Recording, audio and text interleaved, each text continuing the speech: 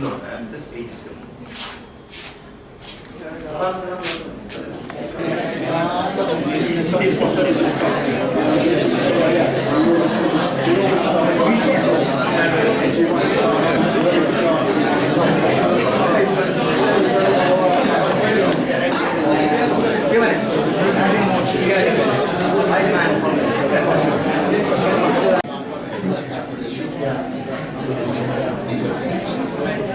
हामी मेच थप्दैछौँ है त्यसैले अब अरू 2-4 मिनट धैर्य गरिदिनु होला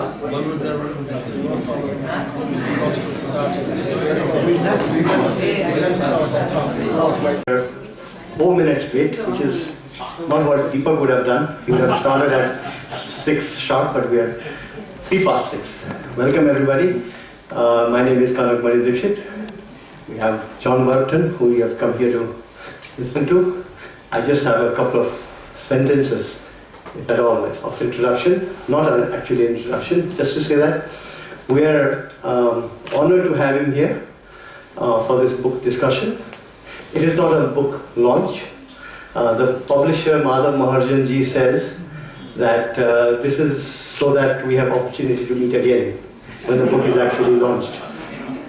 I would also like to pay tribute to Sahayogi Press, which was the original publisher of the publication we are about to hear, Jang Bahadur in Europe, that John is going to talk about. John is unique for one reason.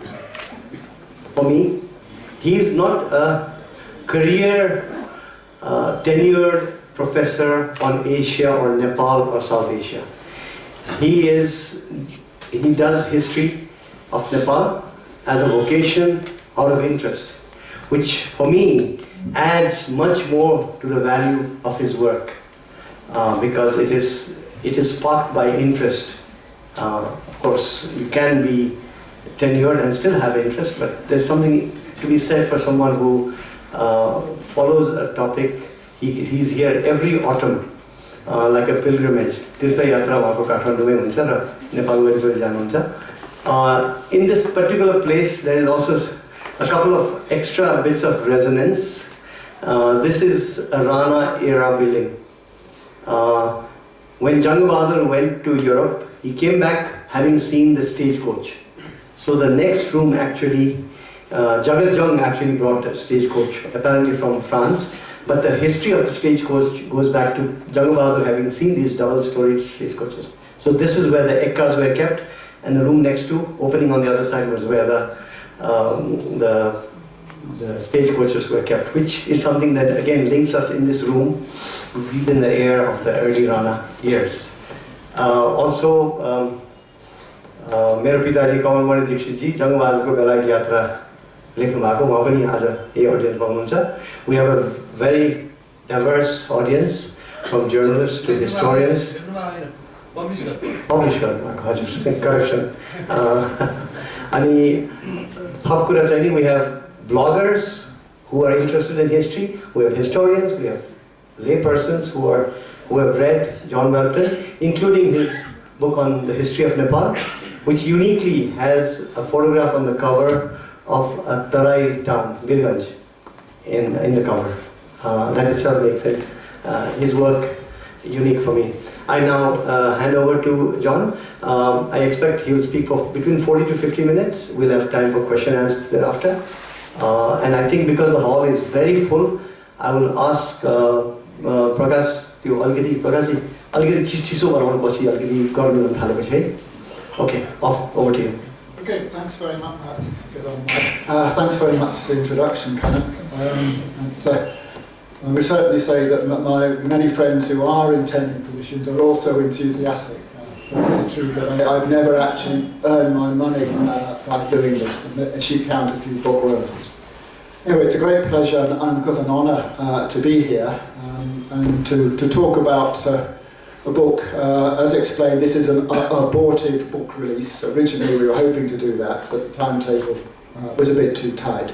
And so what I'm going to do is to talk a little bit about the general background to Jang Bahadur's mission, and then about some themes from the text.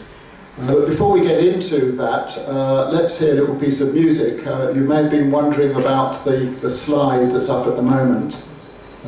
This is the score, that comes up right, to this piece of music, which is not very Himalayan, although it was written in Jang's honour. It works.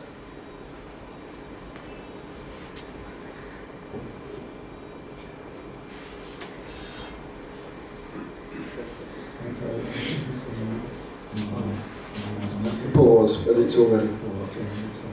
Should go on this. This was working when we tried it out just now. This is some gremlin in the system. Let's try it from the desktop. Someone technically literate help me out here. We have to start with the music.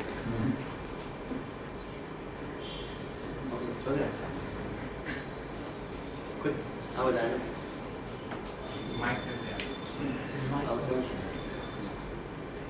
Slowly answer. How was that?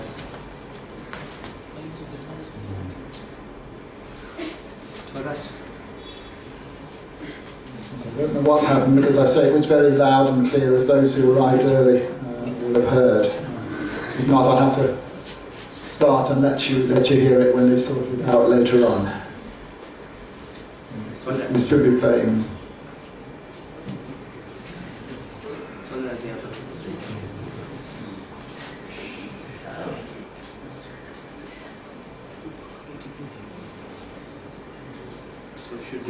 Yes, I have to start now and let people. So use your imagination.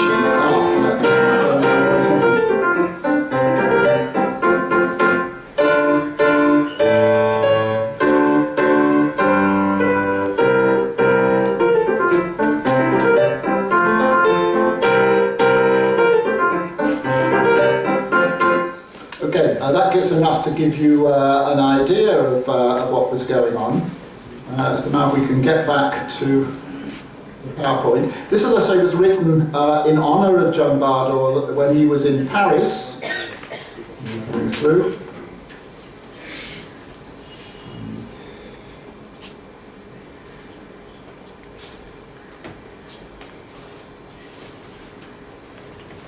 Sorry, this should launch from here, but it's not doing so. Yeah, okay. We're right where we should be. So it was written in honour of Jang Bahadur on his way back from London. He was in Paris August through to October in 1850. Written by Isaac Strauss. It's, as I said, it's a very un-Himalayan piece of music. I realised just today I should have brought along, if I could have found it, music for a Newar folk song. In Lienhardt's collection, I think it was called Rajamati, which apparently, I'm told, was played by Jang's party when we were in London. But this was a kind of Western musical tribute. And the fact that there was a polka written for Jang, I mean, shows that the visit really grasped the imaginations of people both in Britain and in France. It was a real media sensation for those days. And for that reason, we have a lot of information from different sources which sheds light on the way the two societies really saw each other.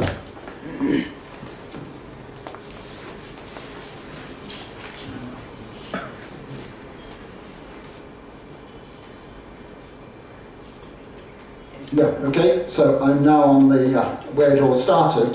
Kanak has already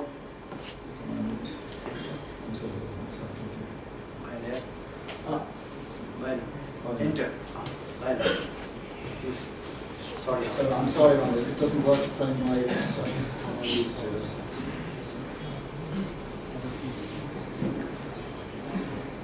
Yes, it's sort of full screen, it just goes to the next slide.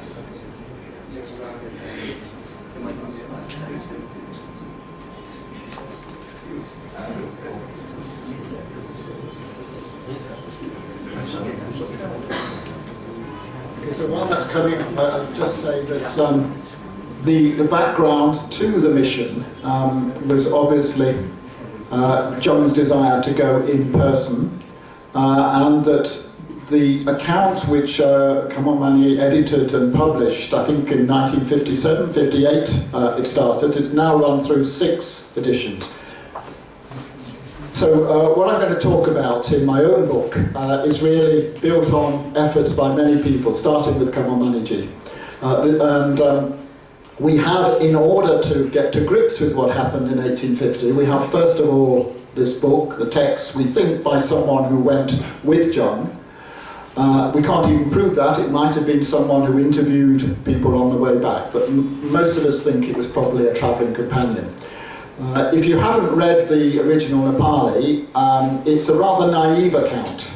There's a rather better, more informed account of British institutions in a document in the National Archives called English Rajya Prabandha Vamsavali, if I remember, which appears to have been written for Surendra when he was Crown Prince. So whoever wrote it was not one of the best informed of Jang's companions. But nevertheless, it's useful for the way in which what this person observed has struck him. Something again.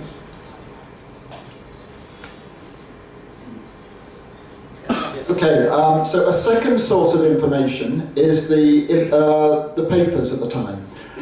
In my book, it's divided into sections, following again Kathmandu's pattern that he got friends in the 1950s, both in London and in Paris, to collect newspaper accounts. He translated them into Nepali, and they were published together in this edition. I, of course, took the English ones, the English papers, the original, and I went over to Paris and got the original French and translated that myself. Some of the newspaper reports are pretty inaccurate, but again they give a good idea of the way Jang caught the popular imagination. Now it's working, I think. We have also, on the British side, the memoirs of, at the end of his career he was Major General Sir Arthur Kavanagh, Captain Kavanagh in 1850. He was a career military officer with the East India Company, and in his memoirs there's a full chapter on his job as liaison officer with the Nepalese embassy. And we also have letters, about 3 or 4 of them I think, which again Kathmandu published by Jang himself. This is Jang's less than beautiful hand in Devanagari. This particular one is giving instructions to Bahadur back at home. Bahadur was acting Prime Minister in Jang's absence. And it's telling him basically how to cope with troublemakers. And if the troublemaker is a Parvatya, then he's going to be put over the Trisul Gange. He gets Parvatilai Trisul Ganga Karai there. And if he's a Deswala, Madeshi would say nowadays, he's going to be put south of Sishagari, south of the main pass over the hills to the Kathmandu Valley. We also now very recently have an extra source, and this is the major addition to the original 1983 edition of my book. This was an article, a long article, about 10,000 words, published in a magazine called the New Monthly Magazine and Humorist, and purportedly by Moti Lal Singh, a crossing sweeper who was taken up and employed by Jang during his trip. You may have seen, I think about 2 weeks ago, there was a piece, I think in Kantipur or another paper, about this. And this was translated into Nepali by Krishna Prasad Adhikari, who heads the Nepal Study Centre in the UK, and published in Britain, mainly for the benefit of 100,000 Nepalis who are now resident in Britain. Now, they're talking in more detail about the exact authorship of this and the ghostwriter and so on. And this is the book itself. We haven't got, as I explained, the real thing. This is a dummy brought along, so I've got something to hold up. So I'm not completely naked. You'll see that there's an introduction by Rishikesh Shah, who unfortunately no longer with us. That was part of the history of Nepal he was working on at the time, and he kindly contributed. and commercial break, the details when it actually comes out, and the second week of April, both on Mandala Book Point, the publisher's site, and also on my own. There will be the full details there. Okay, historical background. You don't need much of this because you had enough of it at school, probably.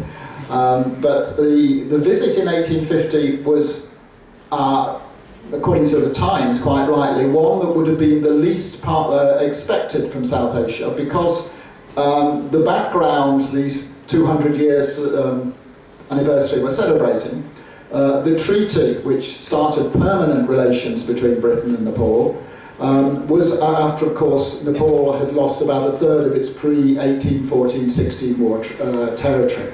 And this map shows you, you have, I think, the Mahakali here and the Meiji over here, and the other parts are those which Nepal lost as a result of defeat in that war.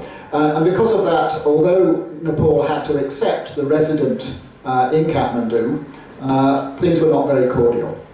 And even after Jang's time, not 100% friendly. That's really under the shonshas that things got very close. Now, the historical outline, mainly done for an audience in London who wouldn't know any of it, as I say, it would be familiar to most of you. I think Kanak pointed out in an article somewhere that 200 years is perhaps a bit inaccurate, because in particular in 1802-1803, Captain Knox had temporarily taken up his position as East India Company representative in Kathmandu. That fell foul of internal factional disturbances between ex-King Bahadur and courtiers, so he felt he had to withdraw very soon. So we can say that what's happened now, just skipping to Prime Ministers, what's happened, what we're celebrating now is the anniversary of permanent relations. There's been no break since 1816, since the ratification of the Sigodi Treaty. Now you see here on the right Matba Singh Thapa, Jang's uncle, also shot by Jang, as most of you will know, and on the left Bhim Singh Thapa, who was Matba Singh's uncle. And very often, particularly in the history which was produced during the years when the Shah dynasty were running Nepal, after Sarsal, after 1851, there's a tendency to think that there was a real change when the Rana regime started, and it got very close, maybe too close, to the colonial overlord to the south. In fact, Bhimsen himself and Matba were both trying to track and get more on side with the East India Company as a natural response to the fact that China was now relatively weak. So what Jang actually went ahead with in 1850 was a project which Matba Singh had attempted some years earlier, and which Brian Hodgson had effectively blocked because he was afraid that the British would be trapped into helping the Tapas in an internal power struggle. So I'm making a horrible noise over the mic, but okay. So it wasn't as radical a departure as sometimes presented. Nevertheless, Jang was the one who did it. So what exactly was in his mind when this happened? Well, at the start of the Balai Yatra, it really mentions two things. Fact-finding. It claims wrongly that no one from China or Tibet or India had been to Britain. And goodwill mission. He was going to find everything out and make the British his friends. What he really wanted to do probably is partly insurance. So the Punjab had recently been brought under British control, and so it made sense to make sure that you had friendly relations yourself. Another thing may have been personal worries. That's a theme that resonates still in present-day Nepali politics. You're wary of India, but India, you have to try and keep on side as well. So Jang could be worried because some of his enemies were in exile in India. He wanted to make sure the Brits wouldn't decide to use them against him. So appearing friendly to Britain made good personal sense. He also had three specific requests. One was the extradition for civil offences, particularly people who collected revenue as contractors and then just hopped across the border. He wanted to be able to employ British engineers. He had an idea, I think, of irrigating the Pokhara Valley. And he wanted to bypass the resident and correspond directly with London. When he actually got to London, he was told, first of all, that the last one was out of the question. It was only with Chandra Shamsha in the 1920s that this was effectively granted. He was also told he'd have to raise the other two back with Calcutta, so they basically said go back to go and start again. So he got nowhere with the concrete objectives. So what it came down to is that you had a kind of social interaction, a public relations exercise, as well as the fact-finding. We have also a lot of artistic results from it. This is by Bajaman Chitrakar, who went in Jang's party, painted a year or so before they left. I think this was in, yes, it's the late Missouri Shamsha, Missouri, not Missouri, sorry. And the photograph is by Abi Subaidi. This, I hope someone will be able to tell me who they think painted this. We know that Bajaman copied some paintings in Western style, so that he could master both techniques, both the traditional Nepali one and his own. This picture, there are at least two copies. One hangs now in the South Asia Reading Room, the British Library in London, and the other is in the Keshamal. And the British Library one was for some years above the Foreign Secretary's desk, but was removed on the instructions of Robin Cook, who thought it was too colonial in tone. So maybe Bajaman did the copy, we're not sure on that. This is another painting or photo of a painting. I'd like to find out more about it. This is used, I think, on the cover of Pradyumna Shamsharana's Spriti Maharaja Cork Britanta, or the English version of it. The three brothers together. Also, of course, Jang met members of the British elite. This is a painting 4 years after the visit, when Lord John Russell, grandfather, I think, of the philosopher Bertrand Russell, was just an ordinary minister. In 1850, he was the Prime Minister. And Kavanagh tells us that Jang could never quite get his head around the fact that someone as ordinary and undistinguished looking as Russell could be the head of a country as powerful as Britain. The sort of grey men who were normally running the British government.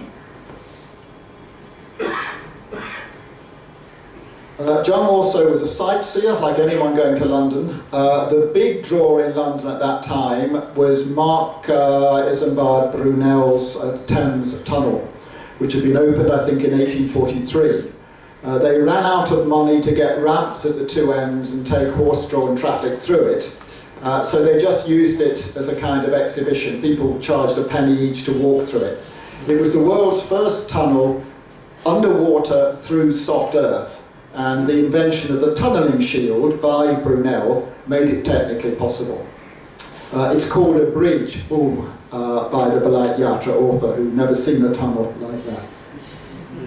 A bridge. My pronunciation is bad, yeah. So he uses the word bridge for a tunnel, because it does go one side to the other. And he hadn't seen a tunnel like that. He was also persuaded by Kavanagh, even after he'd been told he wouldn't get any satisfaction on his specific requests and wanted to go home. Kavanagh talked him into a tour of Britain. Kavanagh says in his memoirs that he was afraid that if Jang just went back, having been lionised in the smart salons of London, he would think the British were entirely frivolous. So he was taken around on visits to factories and to see the fleet and so on. This is HMS Albion, which Jang inspected at Plymouth. You see it now with its masts partly dismantled by Russian artillery during the Crimean War. Now, perhaps the major result, at least according to Jang himself, of the visit was the fact that he decided to back the British against what I call the 1857 revolt. The Indian Mutiny was the traditional British term for it, first national war of independence, I think, is the politically correct expression in India. Neither of those is accurate. It was a mixture of mutiny and general revolt, so the revolt of 1857. And you can see that he actually told Sir Colin Campbell, the general who he was helping in retaking Lucknow, that had he not been to Britain, he would be fighting on the other side. What he saw of British power persuaded him that Britain would be a good side to back. Now, of course, that has ever since been controversial. Mother Mahajan from the Mandela sent this to me a few weeks back. This is from Mark's notebook on 1857 and the aftermath. I don't know whether it's readable here, but John is referred to as the English dogman. So, running dog of British imperialism, if you like. So, of course, the question arises of what John felt in his own mind about the role he was playing. We can see here some contrasting passages. The one in blue is actually from the Balat Yatra itself. And the Nepali, if I remember, was Hindustani Manis Dekta, Bombay Shah Dekta, Apnegar ko Pariwar Sangha Bet Boyu Just Lagne. So there was a real feeling of kinship after a long time with the queries in Europe, and you get back seeing more normal looking people. And then the others are from Kavanagh's account, and obviously you can't be sure how far John was saying what he really thought and how far he was saying what he thought the British wanted to hear, because John was very good at working out what he needed to say in his own interest. So there's this rather disparaging remark that the Hindustanis were women. Okay, sometimes Nepal at that time felt it was part of Hindustan. You all know Prithviraj Shah Asal Hindustan. But here he seems to be using it in contrast to the Nepalis. And then in this remark to Kavanagh, after he'd rather rudely got rid of a local ruler, he comes out with this comment, which is the kind of thing you'd expect from a rather impolite European, rather than from John himself. So how far was he sort of internalising British prejudices, and how far was he just playing to this British gallery? Now, Kavanagh reckoned that John could be open and honest with him, and that he penetrated to what John really thought. Maybe here he was getting close to it, because they did discuss together the whole range of relations between the two countries. And John at one point explained he didn't want a road to the plains because he thought eventually Britain would take over Nepal. He didn't want to be blamed for that eventuality. And he then talked a bit about collaboration with the British, with this metaphor that when man invented the axe blade, the trees got worried, and then they reckoned as long as no one joins in with the humans, we're all safe. And then one tree agreed to make the handle, and man started chopping the trees down. So he was a bit uncomfortable about this position. He'd reckoned on, I think, both Nepal's state interests and his own, that he had to collaborate, but at the same time, he felt a bit uncomfortable about it. So simply to call him a running dog, as Mark said, is perhaps a little bit unfair. He was more nuanced, I think, than that. Right, now let's go to the perspective of the Balai Charter, which I said is a rather naive account by a Nepali who I think was there, not just interviewing people afterwards, but wasn't at all familiar with Western culture. And the interesting thing is that it's totally enthusiastic. It was promoting what a recent book on the 1857 revolt, particularly the massacres at Cawnpore and Nana Sahib and so on, describes as an illusion that Calcutta encouraged. And we think of Britain as some kind of powerful paradise. Andrew Ward, the author here, says that this illusion was shattered when people actually spent some time in London, in Britain. And of course this was the age of Dickens. So there was plenty of misery, if you look for it, that you could see. But the author of the Balai Yatra did not see it. Right? It was total enthusiasm all the way. Nobody wears dirty or torn clothes in Britain in 1850. This is just completely wrong. But then you also get the same overwhelming enthusiasm when Subedar Major Sher Singh Rana went to London. He went for the coronation of King George V. He's one of the Gurkha representatives. His book, unlike the Balait Yatra, is written in very clear Nepali. It was one of the sources that Turner used for his dictionary. So if you're looking for Nepali reading practice, that's perhaps better than the book we're talking about at the moment. So why did they do that? I mean, why were they unaware? This is from the 1870s, but you've seen the same thing in 1850. Why not recognise this side of things? Partly because they were kept away from it. I mean, they were taken to theatres and parties and so on. This is the James Theatre, one of the places that they frequented.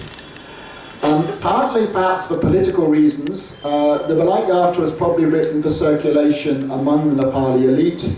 Jang's relation to the British caused some controversy at home. It was one reason for a plot against him after his return.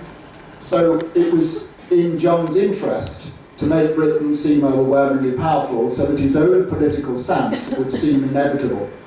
And there'd be no reason for questioning it. And a wish to show Jang as an auspicious ruler who brought auspiciousness with him wherever he went, may be another idea. Let's look at a little bit at the sort of anthropological or political science hat being worn by the Balait Yatra author. This is on Parliament, which he sees as a kind of court of law, which has complete and total wisdom, all the wisdom of the Satya Treta, Dwapar and Kali Yugas. And he ends up with the law establishing this powerful house of God was drawn up by the old ancestor of the English, Jesus Christ. Okay, there's a joke about God being an Englishman to sort of typify English arrogance, but this is going a bit far. The actual text, I think, is Jiju Krish, and I think without Kamamaniji permission, this was altered by the publisher to make Jesus Christ. But probably that's right, because Jiju ancestor similar in pronunciation to Jesus. So obviously as someone who's not fully understanding what he's seeing, but is rather overawed by it.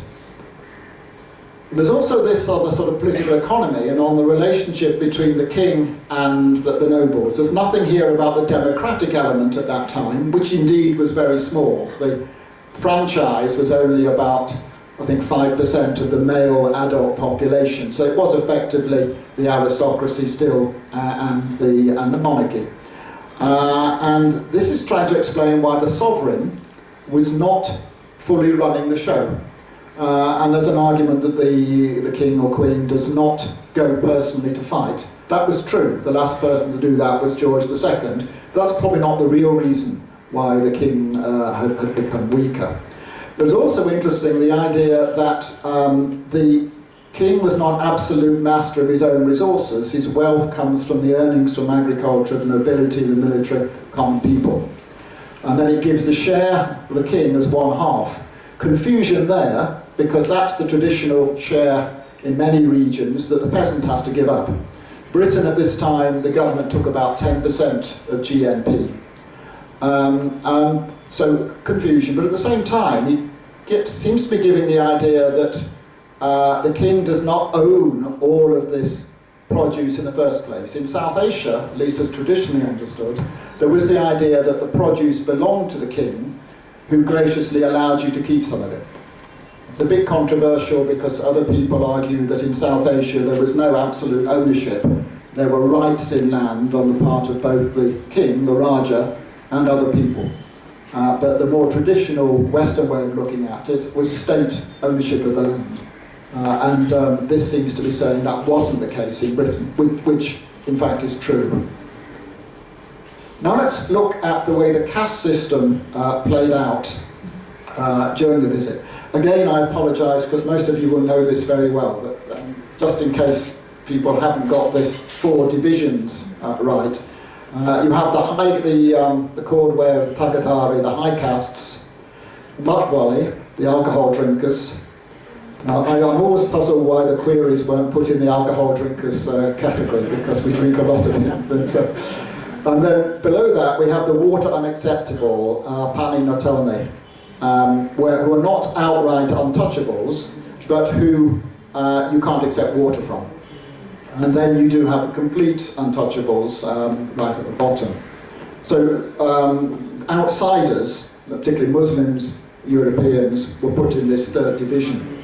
So that meant that Jang, if he wanted to preserve his caste status, had to be extremely careful how he interacted in Britain. The problem started, of course, even on the sea voyage. It was a very lengthy voyage, first of all, to Egypt, across land. The Suez Canal didn't exist at this time. And then another ship through the Mediterranean and up into the Atlantic. So in this case, there is a restriction. Proper Hindus were not supposed to eat long-tailed sheep. They could only eat short-tailed ones native to the Himalayas. What seems to have happened on board the ship is that someone has docked the tail off an impure sheep so that the Nepalis could eat it without any scruples. Kathmandu reckoned they were all really aware of that, but they were all deliberately pretending they didn't know. And Kalabia Khatri Akaji probably only taken along because he was suspected of having his hand in the till, and John wanted to keep an eye on him. He was under some kind of vow to abstain from meat for a certain period, so he pointed out that the tail had been cut, and they went without any meat for the rest of the journey. So they were trying to keep up appearances, to appear at least not to have broken any caste rules. This is from a very unreliable source, probably Thomas Smith, who was assistant resident for some years under Hodgson and Lawrence.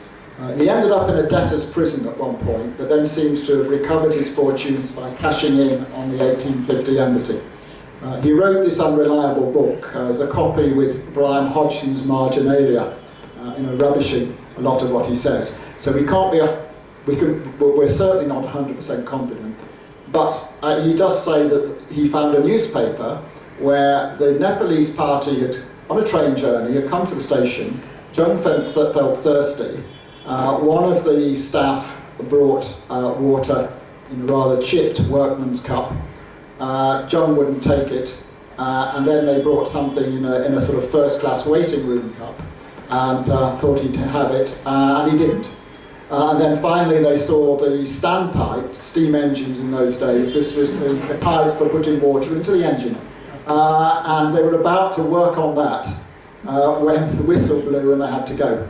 The problem with this, the reason for being a bit suspicious, is that why didn't Kathmandu or someone just tell one of the Nepali servants to go to the canteen and take the water directly? So I leave it in as it's a nice story, but without complete confidence. One of the places that John liked going to, Vauxhall Pleasure Gardens on the banks of the Thames upriver. You can see people enjoying themselves with the dance. And there were lots of stories, including one you'll all have heard. There's this belief in Kathmandu, Subodh Rana on his blog has this figured prominently.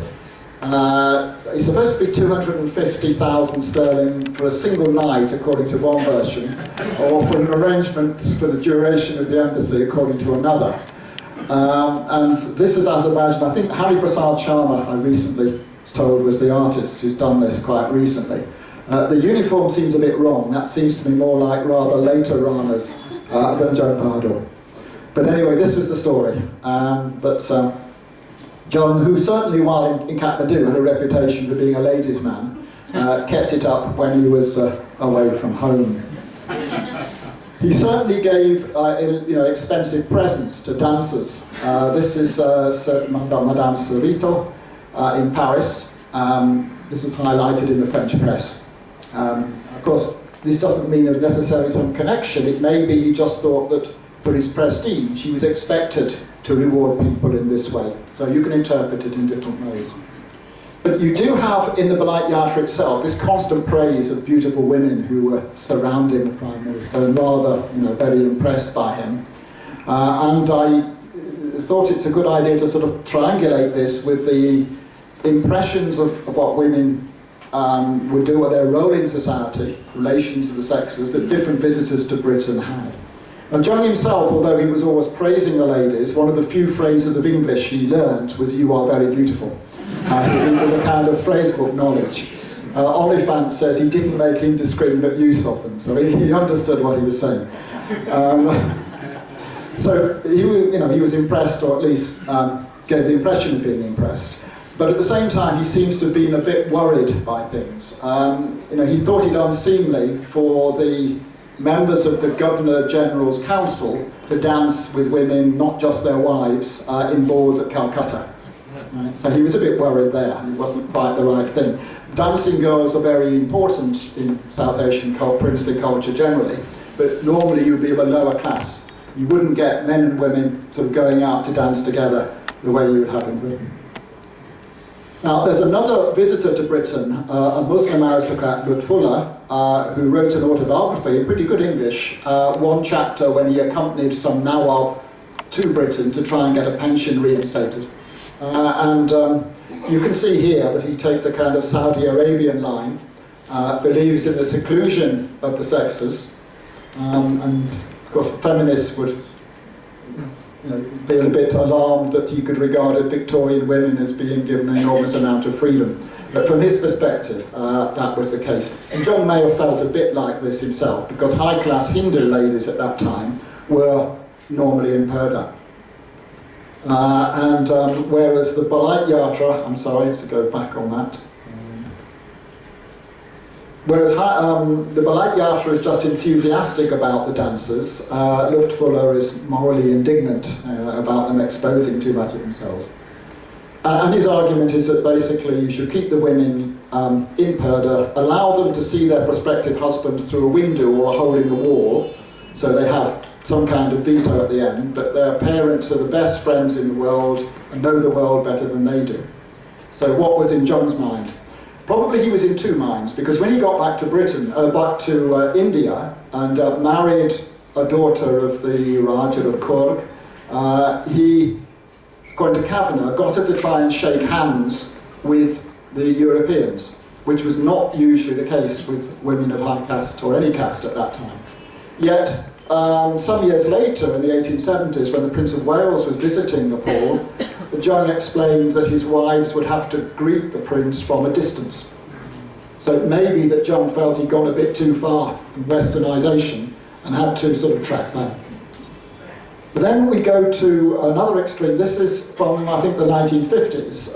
Dilip Hiro, who wrote a general book on India some years ago, he came to Britain basically to avoid an arranged marriage. And because he liked the idea of dating, that he'd sort of seen in the movies, so he wanted to try it out. He seemed to think that he overestimated the beauty of the women in the dance halls because of this idea that being fair means being beautiful, which obviously if you grow up surrounded with people who all have fair skin seems rather odd.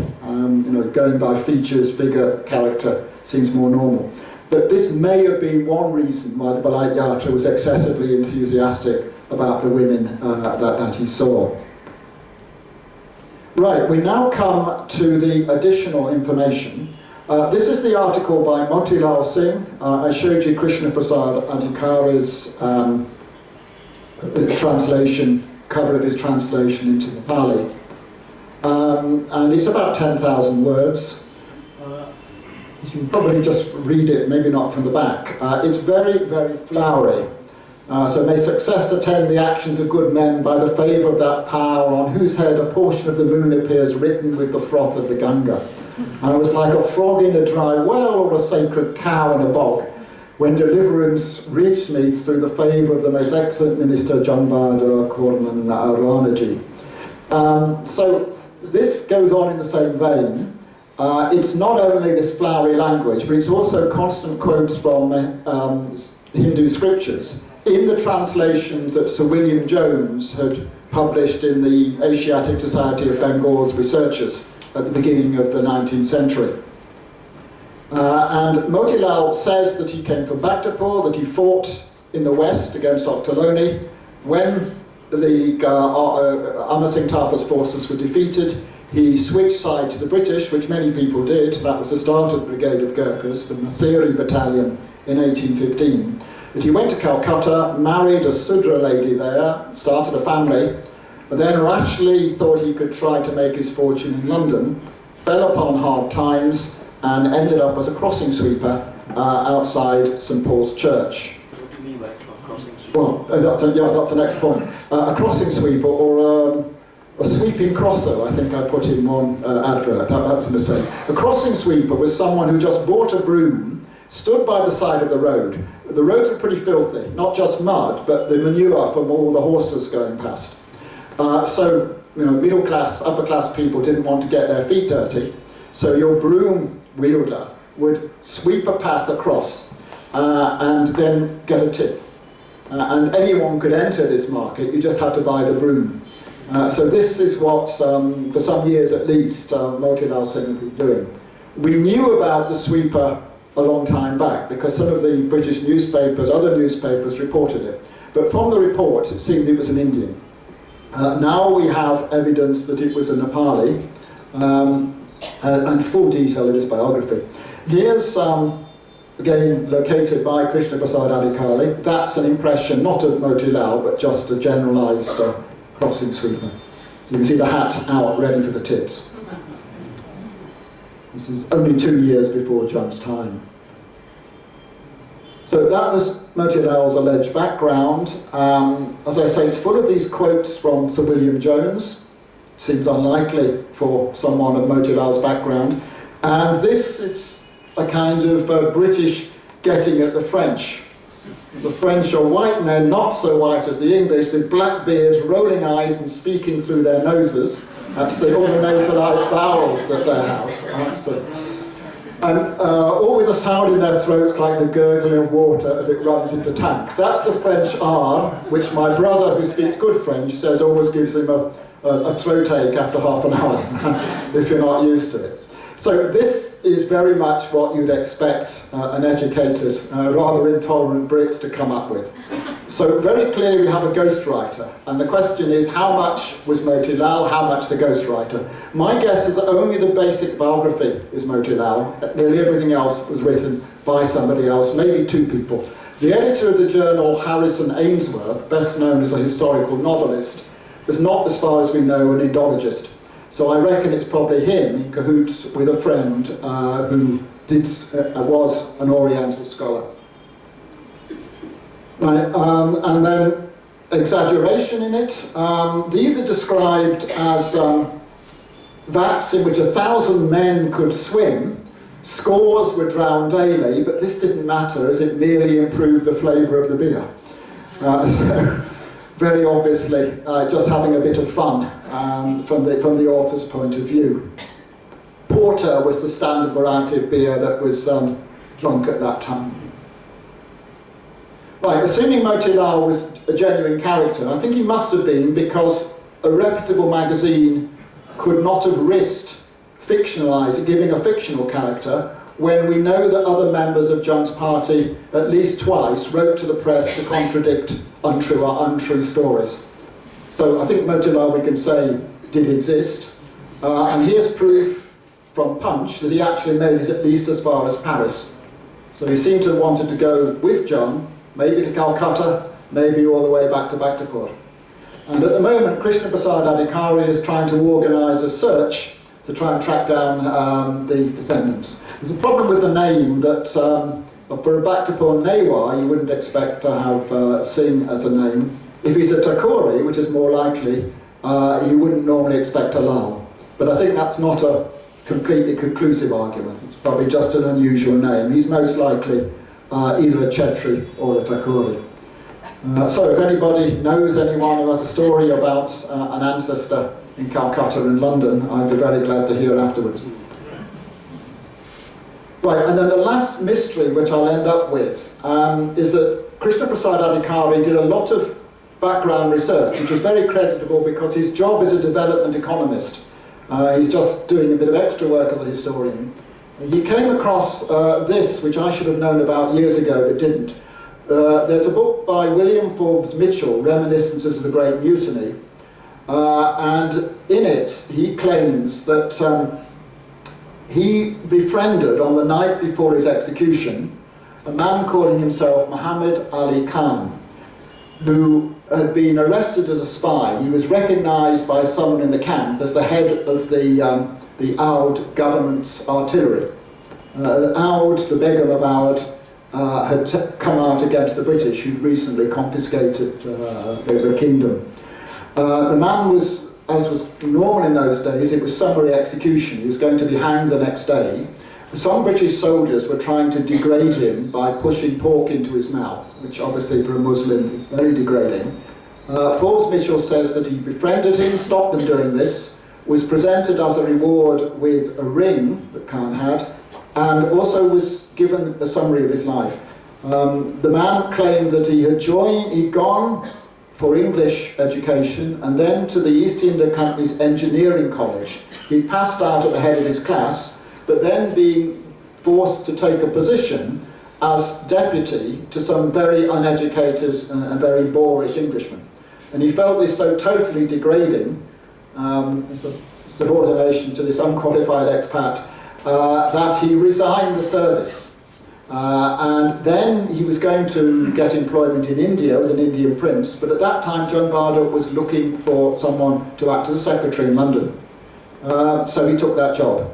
And he gives a lot of circumstantial evidence. He says that he was with Jang in Edinburgh when the 93rd Highlanders, Forbes Mitchell's own regiment, was forming a guard of honour for Jang Bahadur. And we know from other newspaper sources it was the 93rd in Edinburgh. So if it's made up very skillfully. And the problem arises because in the Balai Yatra and British sources, other sources, the secretary is a man called Donald MacLeod, who the Balai Yatra describes as the son of a British general. There was a general, Duncan MacLeod, in East India Company service, and he had a son who was a civil servant in the Punjab at this time. The son was called Donald, so it's unlikely that the brother will be Donald as well. So if the MacLeod story is right, probably the Balai Yatra confused two MacLeod families. But in any case, we have a story. MacLeod, who most sources mention, and who we know from British records was Eurasian, or half-caste as he was described in British internal correspondence. And we have this claim from a man who's about to be executed. And I'm not sure what to think about this. I think most likely either Forbes Mitchell or the man who was to be hanged himself made up. And a possible motivation might be that Muhammad Ali Khan, by saying that he'd worked for Jung, might have been trying to arouse suspicion of Jung in British eyes. This all happened when Jang Bahadur himself was leading Nepalese troops down into India to assist directly in suppression of the rebels. But we have there a real mystery. Hopefully, I've learned just a day or two ago that Avantika Regmi, the granddaughter of Dilli Raman Regmi, has been working on this as well and hopes to publish a book. And she seems to have got hold of some material I haven't seen. So hopefully we may be able to sort these mysteries out eventually. And it's one of the things that makes working on this very interesting. It's both interesting sociologically or anthropologically. You can look at how different societies appear to each other, but at the same time, if you like doing historical detective work, you've got plenty of scope for doing that. Okay, well that's what I want to say, so I think we now leave it open for questions.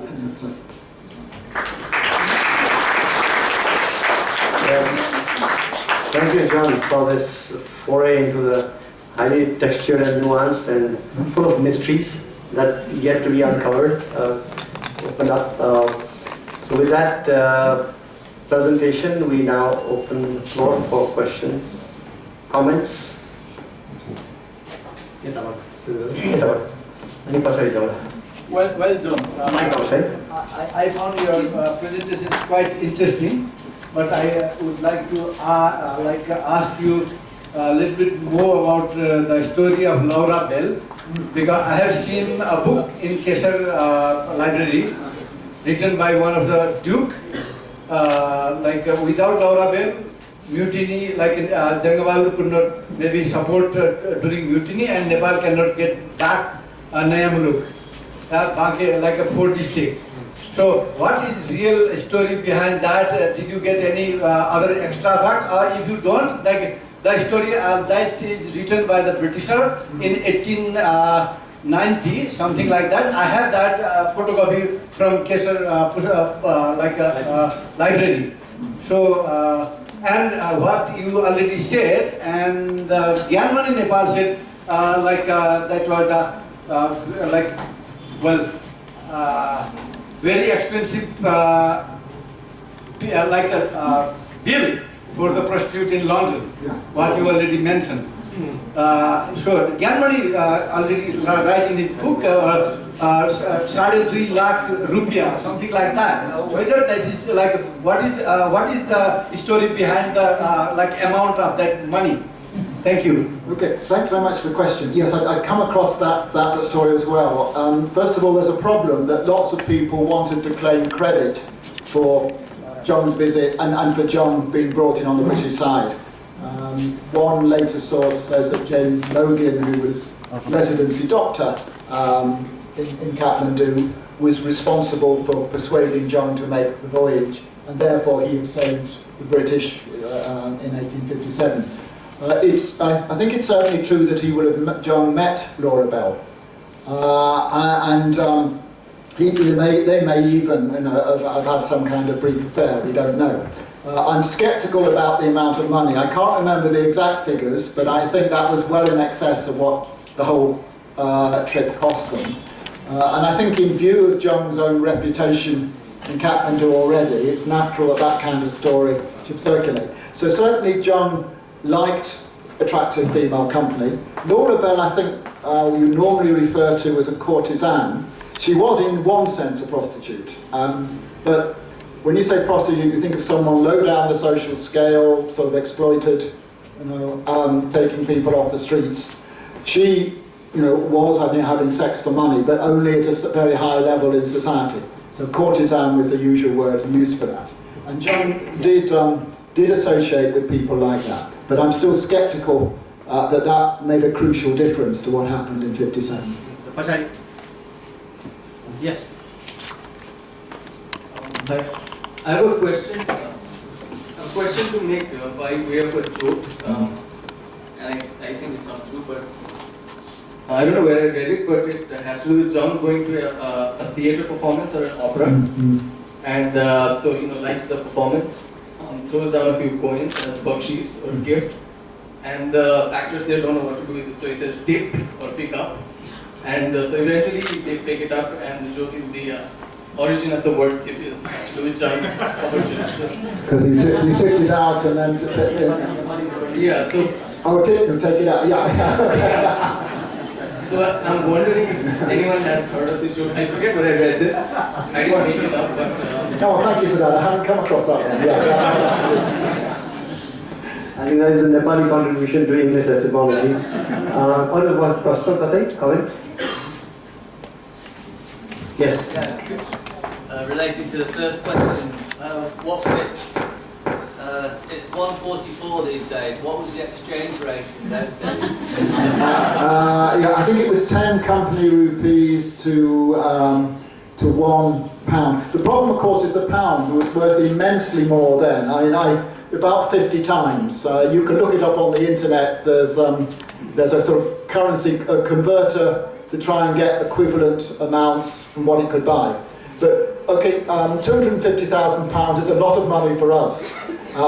It was an enormous amount of money. You're looking at that's $250,000. So you're looking at for about 4, 5. You're looking at about 10 million or so. And this just seems to me, out of the question. So even if there's some truth in the story, the numbers have just got blown up. But then that happens with most stories like this. The story passes round and it gets improved with each telling.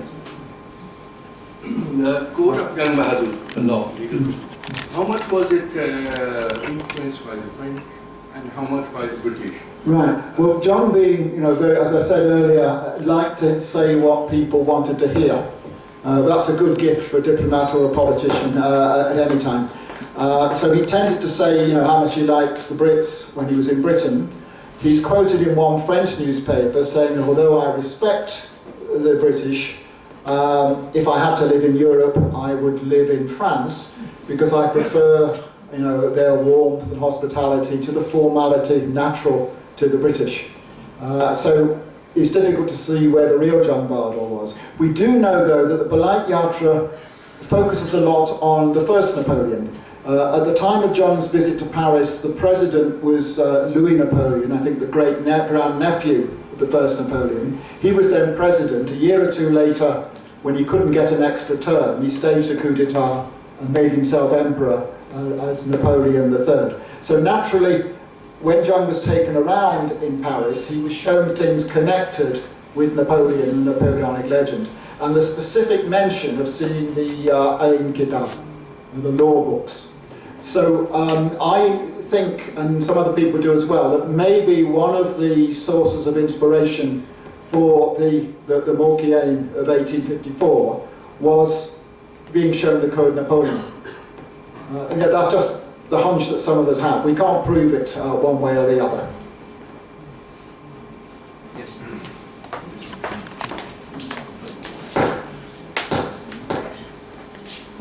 Hi, can you hear me? Yeah, fine. I just wanted to take us back to this joke or whatever about tip.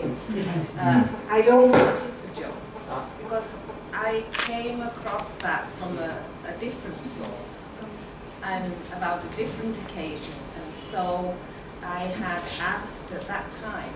It was nothing to do with my own home. Would you repeat? Go back to Yeah, the. because you're off mic. It's just a point of information about tip. Because I came across it in my own research, but I didn't want to use it for anything. But at that time, Diamond Shamshir was still alive, and he was adamant that this word tip in the English language was Nepali. And so I contacted some friends who were compilers of the Oxford English Dictionary. And they said that yes, indeed, the time that the word tip came into the English dictionary was around the time that Jung was visiting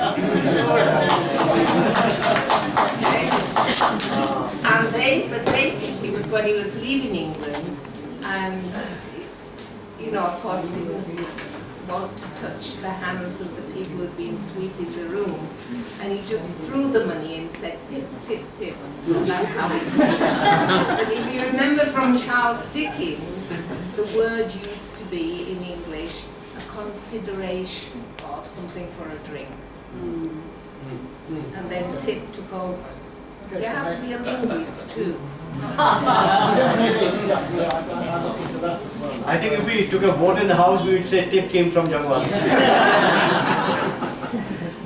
The mic doesn't seem to be working, so while we sort that out, any other questions, queries, comments? John,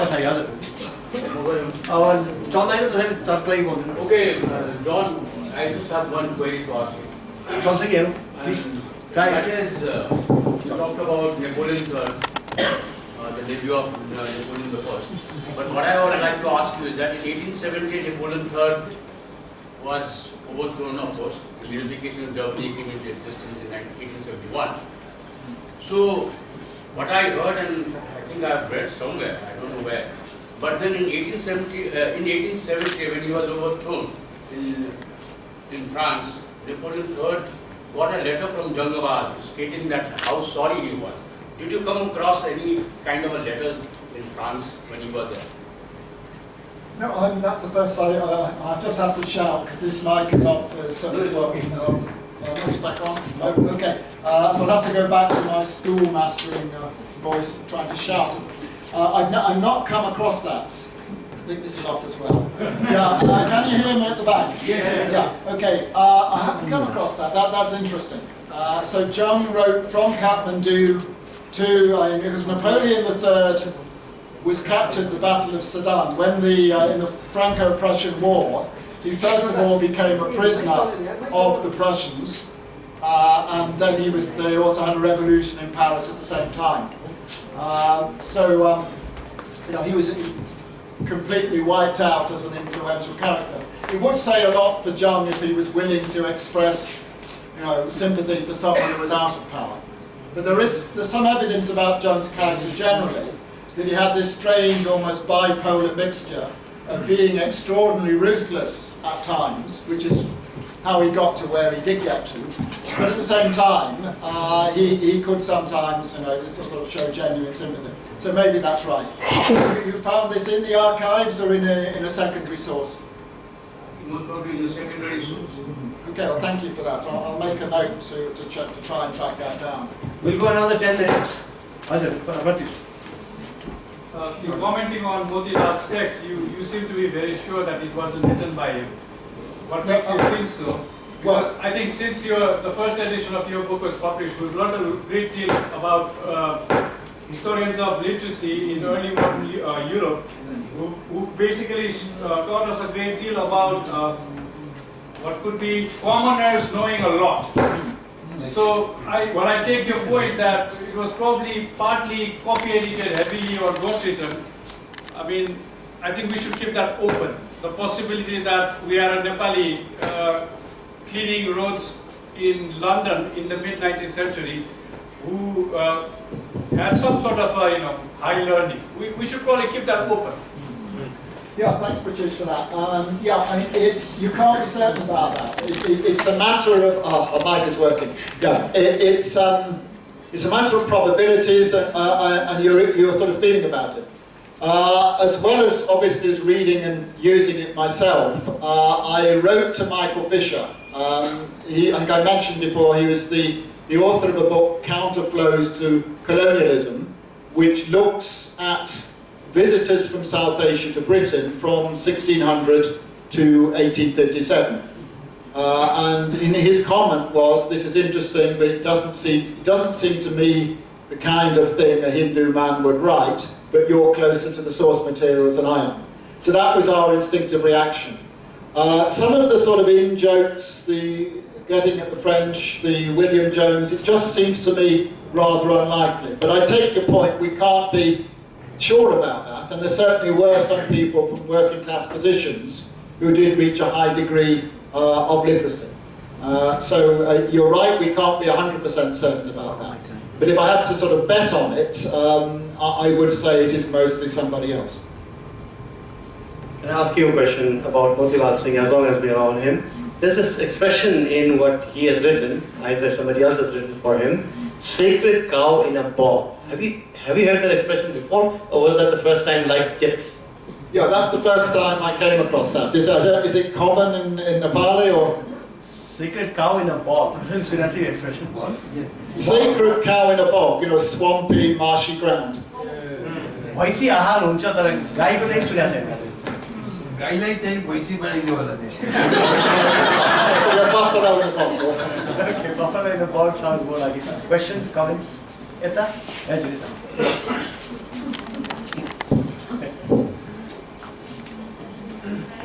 Good evening, my name is Pratisha, and I'd like to ask, in your opinion, what is history? What is history writing? What is history reading? And are we fictionalizing history and historicizing fiction? Because today I just submitted my thesis. That's for the thesis I did is for 3 novels. One is by Victor Rana, The Hidden Women. The other by Siva Sivarangi's Laws of the Crown, and the last one is Diamond Sunset's The Wake of the White Tiger. And what I see is there are so many discrepancies, so many shortcomings in history, which history historians themselves, accept. Okay, so I don't find this fact, but I do want to incorporate that kind of quotations I've come across. Even the theorists are saying history and fiction are the same, products of the same tree. So what's the relation between them, or what's the value of historical fiction?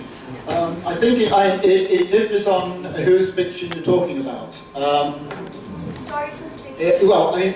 There are different kinds of historical fiction. What I regard as the really legitimate kind, which includes great as Hidden Women, is a good example of doing that. And also Robert Harris, if you've heard of him, who's written a cycle of novels about Cicero, the Roman statesman and orator. Now, what both Robert Harris and Greg have done, as far as I can work out, is that they've researched very carefully the known facts, and then obviously they've added something to it. So you can go and read Hidden Women, and you can go and read Robert Harris, and as well as getting a feel for the period, which is the major advantage of fiction, and getting a good read, because you want a good story, you will also absorb quite a lot of factual information. What, to be honest, I will not name any names, you can sort of provide them yourselves, but you do get some historical fiction which takes complete liberties with the record. That annoys me.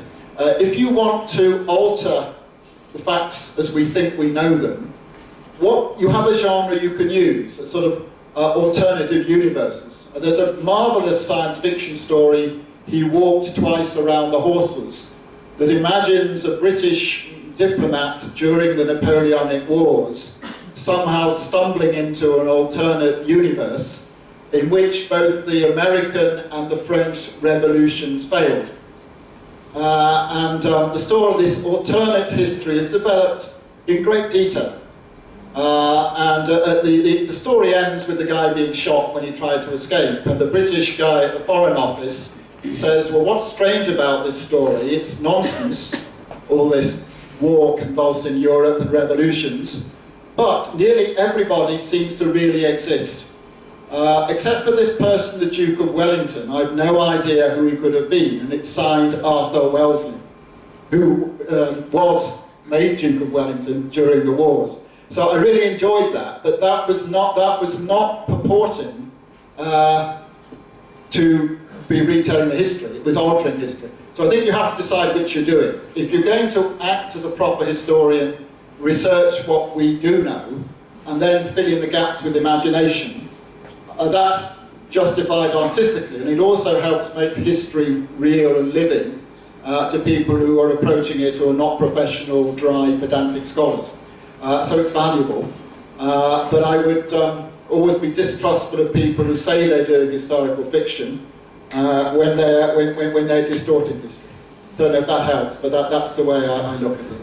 Okay, we'll take two more. One over there, one over here. Right at the back, the lady in the glasses. One over there.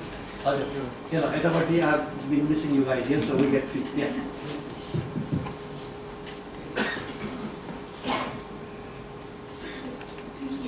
So my question, thank you for the presentation, I learned a lot, but I wanted to ask you present the encounter between Jang Bahadur and, sorry, my voice is not very loud. So you present the encounter between Jang Bahadur and Europe, but at several points you alluded to a variety of different actors from South Asia that Jang Bahadur was seeing.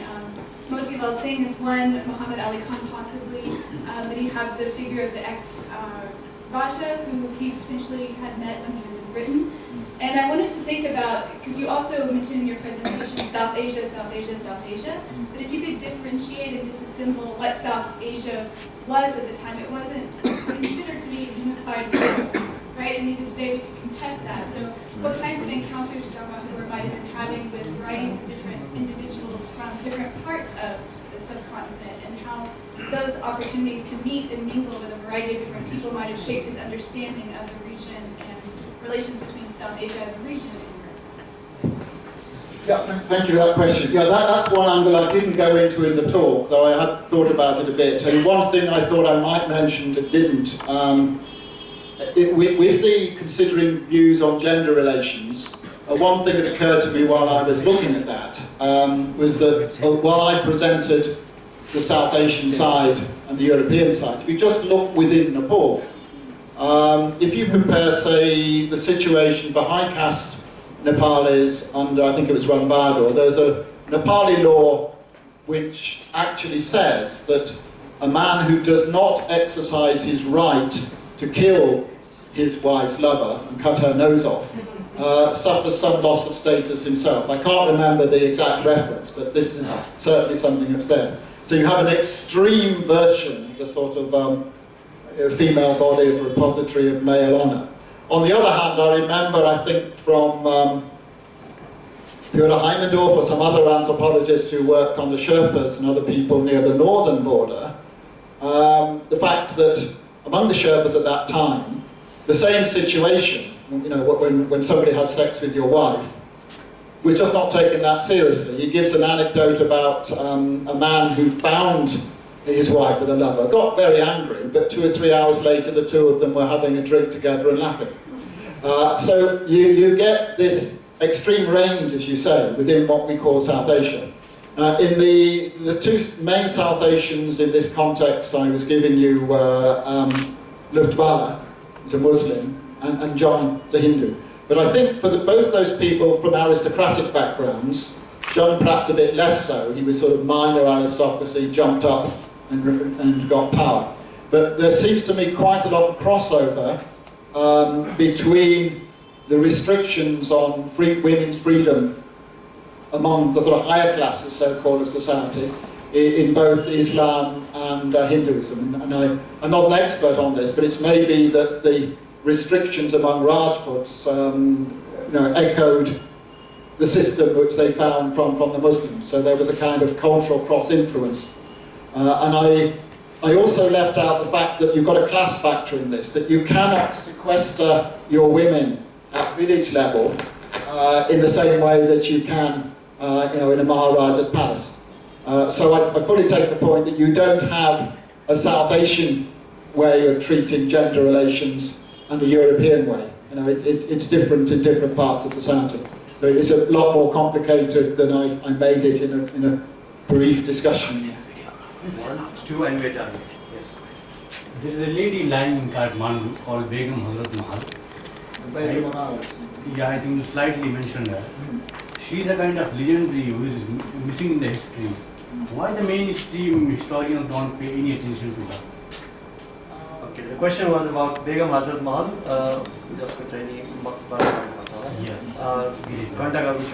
Why don't the historians of Nepal or generally?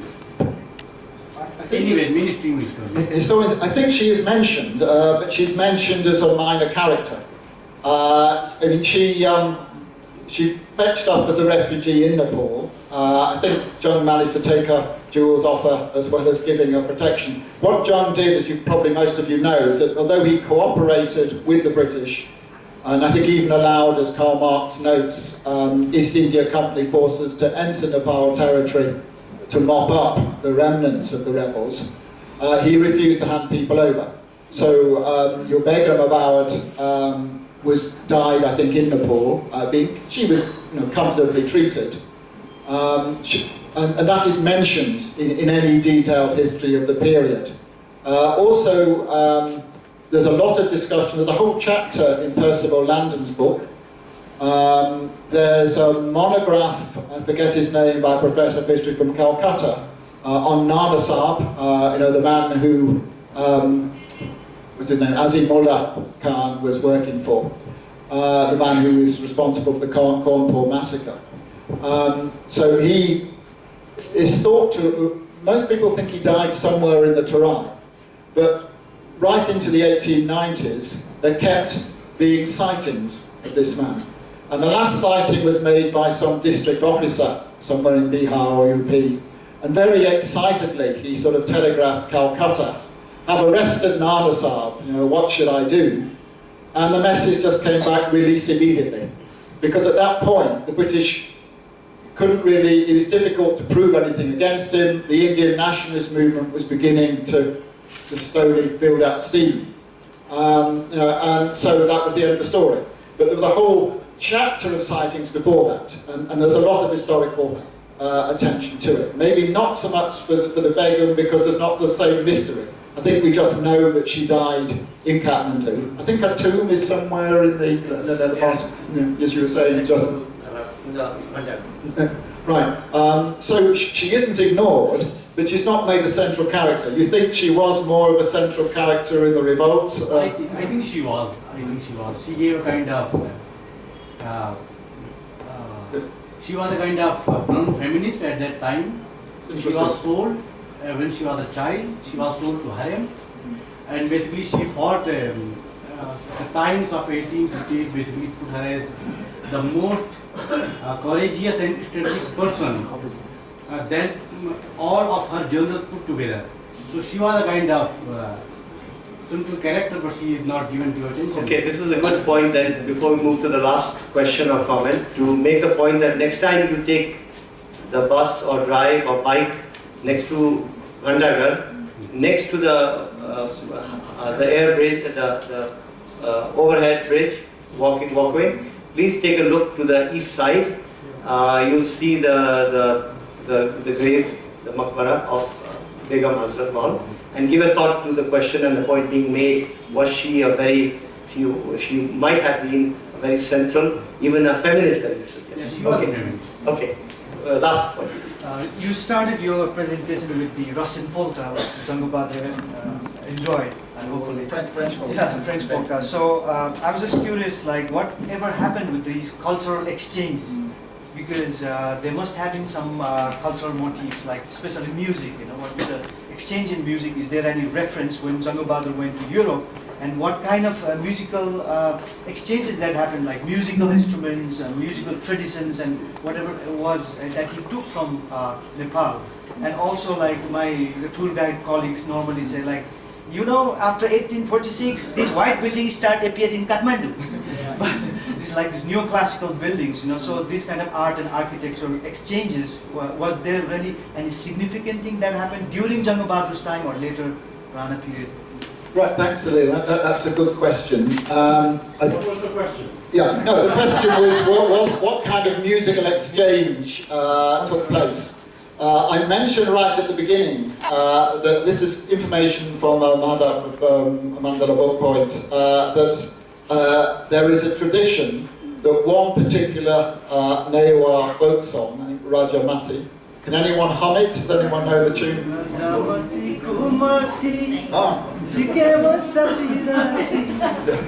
Okay, thanks very much. Right, that's better than the computer track. Yeah, okay. So there's that tradition. I don't know what the information is for that. I do know it's on the record that Jang and his party seem to enjoy the music. Even Luftwala, the Muslim guy 6 years earlier, although he disapproved of the short skirts and so on, he said he enjoyed the music in the theatre. I know that they, later in the 19th century, there's a story that's probably too good to be true, that the reason Nepal wrote its own national anthem, which was the old one, was quite Western in style. That was it. Yeah, that's it. They first of all took the music of God Save the Queen. And apparently the guys at the British Residency were annoyed because they had to keep standing up in the middle of dinner because they heard the British national anthem drifting across northern Kathmandu. I mean, that's the story, believe it or not. But I mean, that shows that they took the music of God Save the Queen to be what a national anthem should sound like. You know? So that suggests influence that way.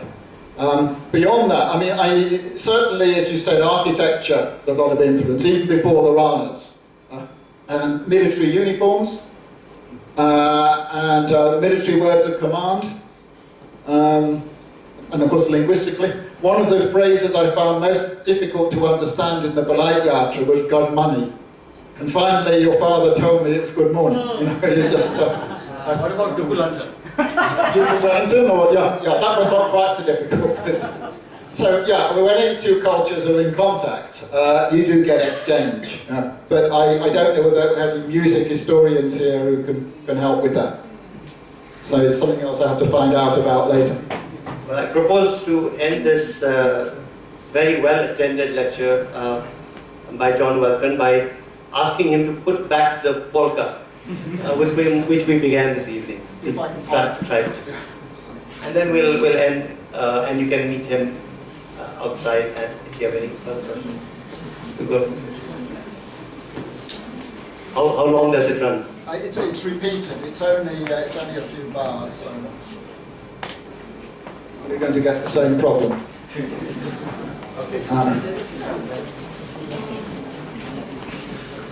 Yes, we need a technical expert. Okay, let's do this. Let's give John a hand and.